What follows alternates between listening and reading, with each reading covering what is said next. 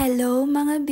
Isa ka din ba na hindi makapaniwala na kumikita ako dito sa Facebook? At hindi nga lang po basta kumikita kasi medyo malaki din po yung kinikita ko monthly. Oo, akalain mo yun na may pera pala dito sa Facebook. Maski ako nung kauna-unahan talaga hindi din po ako makapaniwala noon.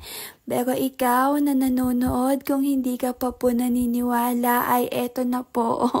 Maniwala ka na, opo, meron po talagang pera dito sa Facebook mga B.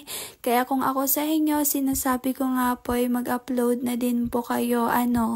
Hindi ka makapaniwala na kumikita ako monthly ng 5 to 6 digit. Yung ko, hoy, 5 to 6 digits ba naman? Saan ka makakakuha nun? Oo.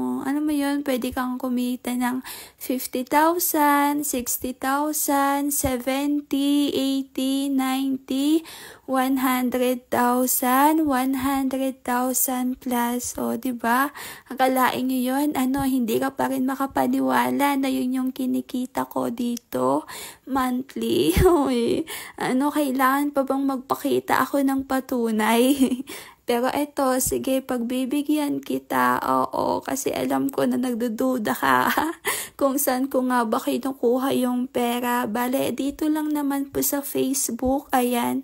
Ito po yung patunay mga B. Nung last month nga po ay sumahod po ako ng 94,000 plus. Tapos nitong katapusan naman po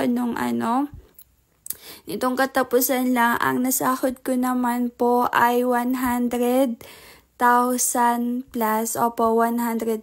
Basta ayan po, ipapakita ko na lang sa inyo dito ha, para maniwala po kayo kasi alam ko na oo, madali lang magbitaw ng mga salita at saka mahirap kapag walang patunay no.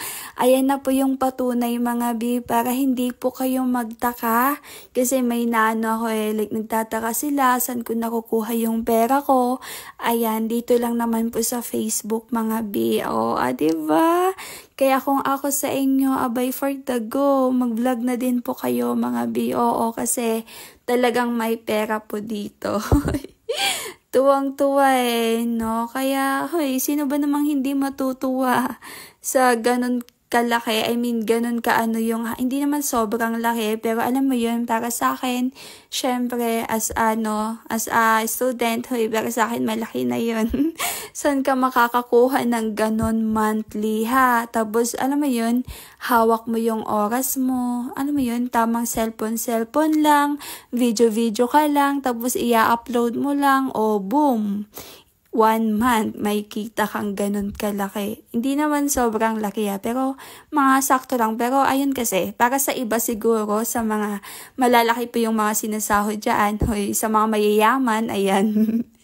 Para sa inyo, maliit yun, yung 5 to 6 digits. Pero para sa akin ay malaki na po yun. Opo, malaki na yun para sa akin mga B. Kaya ano pang hinihintay nyo? Mag-upload na din po kayo para sabay-sabay po tayong kumita. Thank you. God bless you all.